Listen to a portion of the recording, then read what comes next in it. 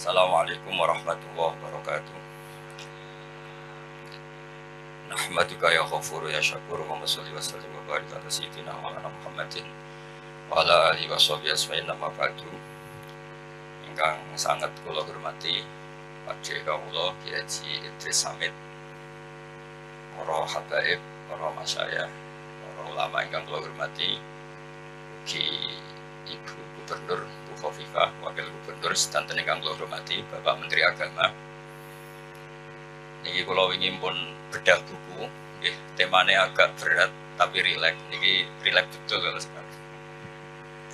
Terus untuk mengenang wali itu tidak harus hal-hal yang besar.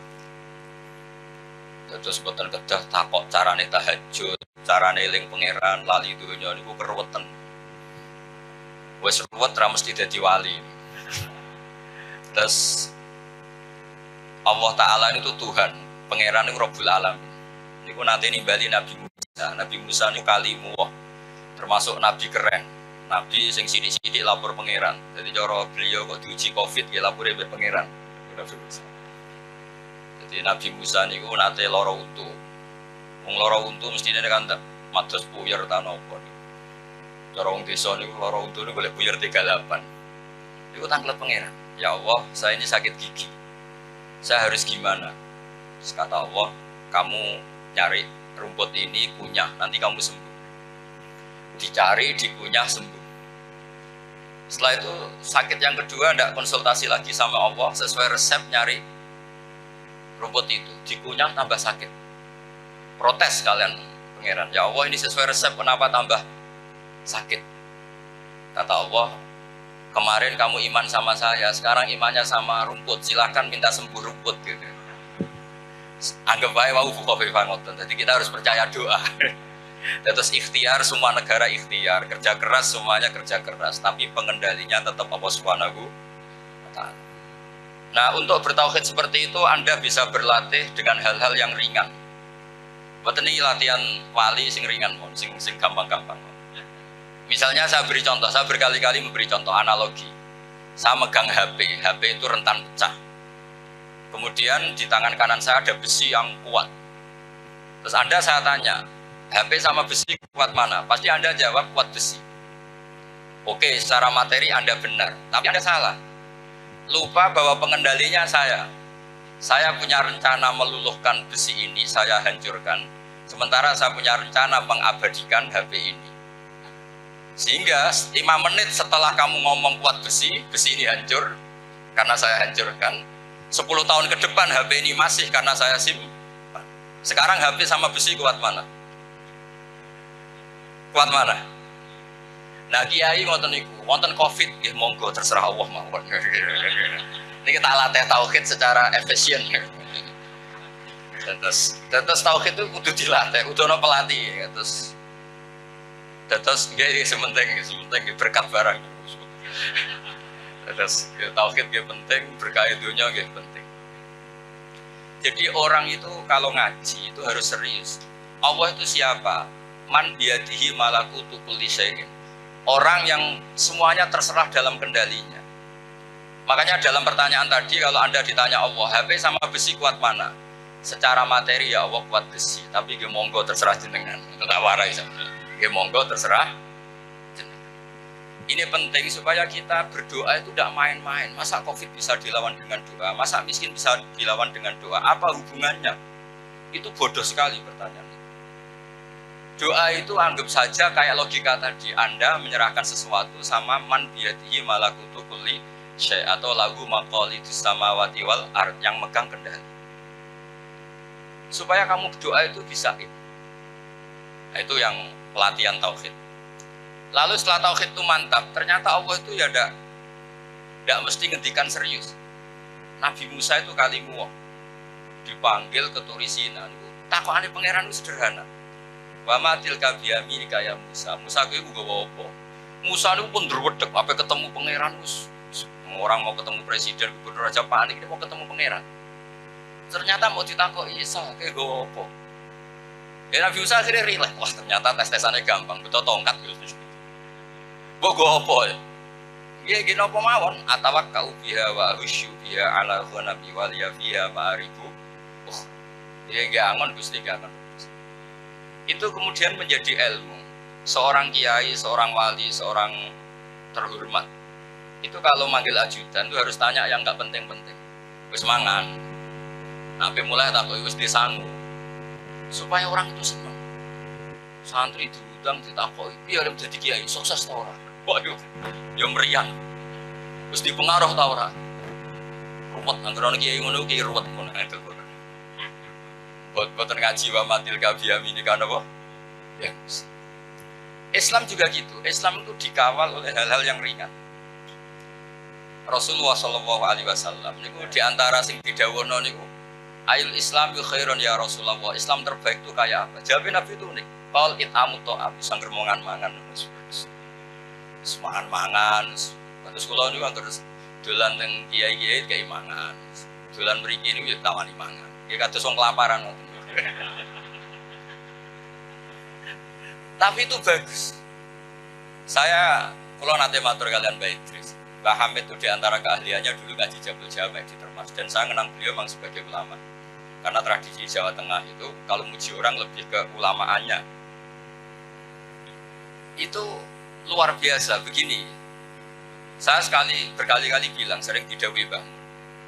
Wong itu aja mau ngaji kitab kok. Pastikan Anda paham. Paham ngeten, ini penting ya.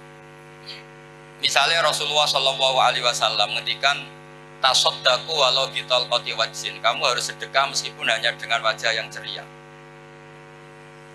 Oke, ulama secara formal di kitab-kitab fikih disebut senyum itu sunnah. Saya ulang lagi, senyum itu, tapi itu hukum formal. Karena tidak mungkin senyum kok diwajibkan.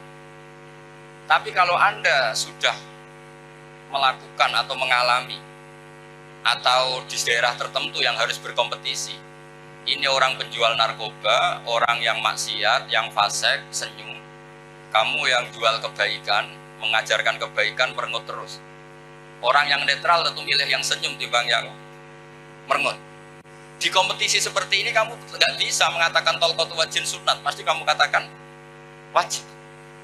Begitu juga kowe sowan kiai, dibuaro nganti keleleran. Ketemu wong fasik dikon mangan-mangan.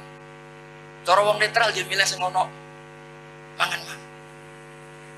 Kalau kamu sudah paham seperti itu, kamu akan tahu kualitas dawuh Nabi tasaddaku walau bitol koti wajib, bahwa itu tidak main-main. Capaian seperti itu tidak main-main. Makanya Bapak kalau ngendikan ke saya, gak kena ngaji guyon nice. Wong ning omah iso dibojo, dikredit, ditagihan. Bareng ngaji damuk kiai ini. Terus sampai morondi. Jadi perlawanan terhadap kemungkaran, terhadap maksiat, itu dulu lama bikin rumus itu sederhana. Kalau orang mencari kesenangan lewat maksiat, orang dilatih senang pakai to'at. Orang idolakan Pak Hamid, idolakan ibadah. Itu penting, supaya orang tidak mengidolakan ahlul ma'as. Orang gembira, alhamdulillah bubar tahajud, alhamdulillah bubar munajat. Kayak apa kalau semua orang bahagia dengan dugem? Makanya disebut kul bi fadlillah wa bi rahmati fa bi dzalika falyafrah. Kalau sudah berani Islam harus yakin fadlnya Allah, kemudian kamu ceria, falyafrah, harus senang. Jadi beragama itu harus. Terus kalau nanti ajane diundang Rembang mriki ya mangkel waduh ora karuan. Tapi daripada diteror kualat Mbah Hamid. Karena Mbah Hamid itu sepupunya mbah saya, terus diteror Mbah Idris men wedi napa malah Mbah Hamid. Nak ngengken nak tesih sopan. Iki sing udah ngeraku, mbahmu ya kudu. Ya pun dia Mbah rawuh Mbah. Untung kula gadah mertua teng Sido Kiri terus nginep teng Banat 5, mboten perlu teng pendopo. Mau pendopo kondungan dadi presiden, nak ora darani ngobos ribet. Dinepi suwengi wae jalukane donga dhuwure pol. Ribet tapi terus. Jadi Islam pokoknya sing gampang-gampang mawon terus. Niki wae kula dipesinikan suwi ngentosi Gus Ali tapi kok ilmu kelontek tetap sedih. Karena saya tuh kalau ngaji itu, kalau ngaji jalalan itu bisa 3 jam. Kalau ngaji Jambul Jamek bisa 3 jam. Nah ceramahnya itu niki karena termasuk hal yang saya pantangan. Mau mboten mukroh, mboten dipeksa niku. ngomong bolak-balik, nggak pernah guru, nggak pernah sepuh ngundang kulo dosa pengumuman deh. Karena saya harus ninggalkan pondok, kulo nggak ada pondok tahfidz. Kalau pondok tahfidz itu kan nggak bisa 100 orang diajar bareng, harus satu, jadi lebih capek. Ini kebetulan curhat nih pengumuman. Terus saya teruskan, pengajaran tauhid yang mudah lagi selain tadi, itu juga dilatih pakai hal yang mudah. Saya dulu ngaji Mbah Mun, namanya kitab Al-Husunul Hamidiyah. Itu pengarangnya itu orang modern. Dan yang ngajar mulai dulu Mbah Zubair sampai Mbah Mun. Sekarang saya termasuk ngajar itu di pondok. Niku nak gambar no iman, niku gampang. Beliau gambar elek ra karuan, gambar wit, gambar gedung, gambar wedhus, gambar elek. Panjen kiai kan gak bakat gambar. Tapi ternyata kesimpulannya gini, hadhil kainat kulluha, hadhihi suwar kulluha. Niku mabdu'ah binuqtatin wahidah. Mbok gambar cek elek, cek apik dimulai dari satu titik. Sehingga alam masuk seluas ini pasti dimulai dari satu. Ini ku qul huwallahu ahad. Itu ketika Allah ngendikan gitu bahwa umat Muhammad itu tauhidnya luar biasa.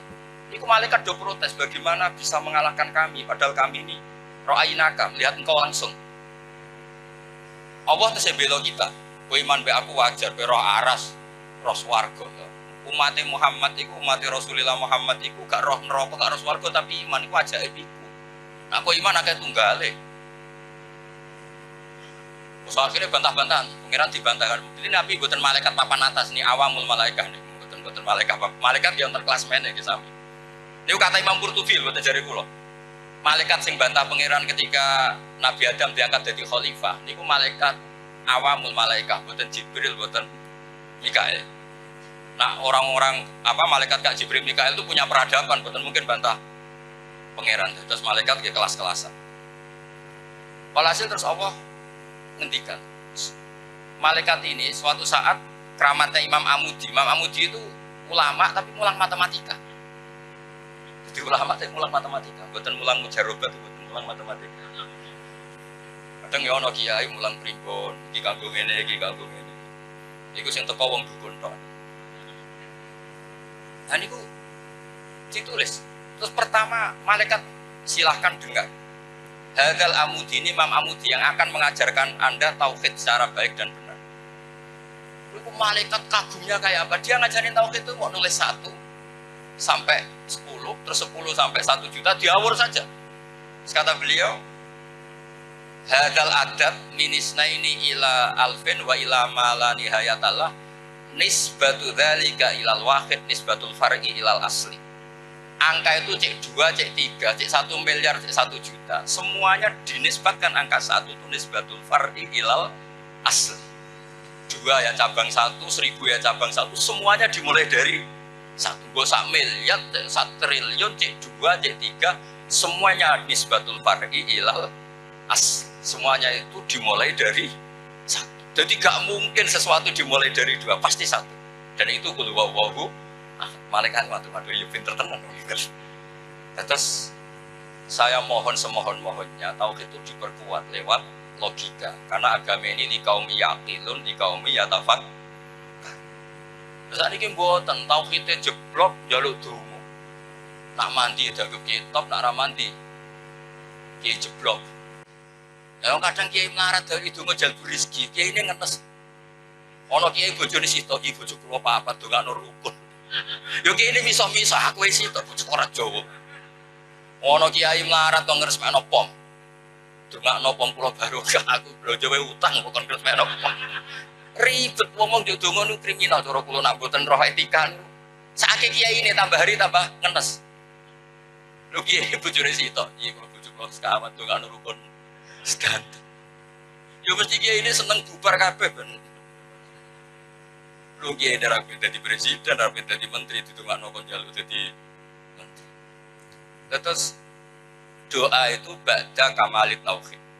Doa itu setelah tauhid itu sempurna. Caranya tadi dimulai dari hal-hal yang gampang. Bok gambar ruwetnya kayak apa? Dimulai dari 1 titik. Angka sebanyak apapun itu nisbatul dzalika ilal wahid, itu nisbatul far'i ilal asli. Semuanya itu cabang dari angka. Itu makanya Rasulullah SAW begitu bangga bihadihil ummah dengan umat ini sampai disebut al ulama warasatul anbiya. Dulu Nabi lebih gampang lagi cara nerangkan tauhid karena tentu beliau lebih punya kemampuan di atas semua. Dulu cara berpikir orang Arab, saya berkali-kali memberi analogi. Ya kalau kita kasusnya banyak, masalah banyak, ya harus Tuhannya banyak. Masa problem kita banyak, kemudian solusinya satu. Dan itu jadi lazim ya di pemikiran orang Arab. Sehingga ketika Nabi berkampanye Tuhan satu, mereka bilang aja alal alihata ilaha wahida innaha adalah syai'un ujab. Muhammad tuh aneh, problem kita banyak kok Tuhannya hanya satu. Harusnya ada Tuhan kredit, Tuhan nangani apa, Tuhan nangani debt kolektor, nangani apa gitu. Lama-lama ada Tuhan yang nangani cemburu, nangani problem asmara gitu. Jadi kayak teori Cina, semuanya ada dewi keberuntungan, dewi apa-apa. Rasulullah itu cara nerangkan ada emosi. Mereka dikumpulkan lalu Nabi melatih logika pembanding. Andaikan kamu jadi buruh, kemudian majikan Anda banyak, semuanya punya perintah yang berbeda-beda. Itu pusing enggak? Ya pusing Muhammad. Mereka masih manggil Muhammad karena belum iman. Enak mana punya majikan banyak sama satu? Kalau banyak majikannya perintahnya beda-beda, nuruti satu, bikin marah yang satu. Ya enak satu Muhammad. Tuhan kamu itu majikan kamu. Kalau Tuhannya banyak kamu pusing. Oh ya mat satu aja sih. Itu terus mau iman. Itu disebut dorobahu masalah rojulan fi syuraka umutasyagisuna wa rojulan salamal fi rojul. Hal yasdawiyani. Kayak apa pinternya Rasulullah SAW. Rasanya ini kiai mulang tauhid itu bingung. Saking bingungnya nanti kamu kitabin. Kullu al-alam mutaghayyir wa kullu mutaghayyir hadis la budda min muhdis. Kiai ini yo bingung, santrine yo bingung. Iki natijah sughra, dilebokno ning natijah kubra. Terus dadine ngene. Santrine ngowah-ngowah, kiai dhewe yo ora mikir. Niku keruwetan, ilmu terus ilmu kiai, sampean ra kiai ora usah mikir. Keruwetan. Zaman dulu. Ini contoh terakhir, ini misalnya rawuh buat rawuh kita tetap bari. Mungkin kersane Mas Ahmad pidato enak ngongkon wong pidato dene delik. Oke, niki selesai niki pokoke nek bisa dereng rawuh kersane situ. Ah niki mun rawuh niki, kula kados Mbak Idris, nek mun rawuh nggih pun.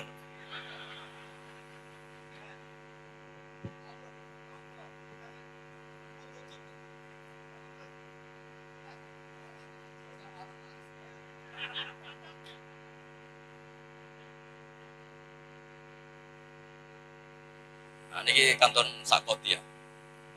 Supaya orang tidak mentasbihkan Allah, tidak nganggap ada kekuatan lain sekuat Allah. Niku Allah oleh ngajari Nabi itu gampang sekali. Misalnya ngeten nggih, sampean beli Innova itu pakai jual-jual sawah Tegal. Kerja keras nabung terus jual Innova. Kemudian ada orang lain yang cara menguasai Innova itu kayak kamu. Orang melok tuku, caranya menguasai kayak kamu ridho enggak? Mesti jawabannya enggak ridho. Orang melok tuku, orang melok kangelan, menguasai ini koyok sing duwe. Sehingga ketika Nabi diajarkan dan akhirnya mengajarkan kita, niku nyontono tauhid ge wow. Dorobalakum masalam min anfusikum, halakum mimma malakat aymanukum min syuraka fi ma razaqnakum fa antum fihi sawa.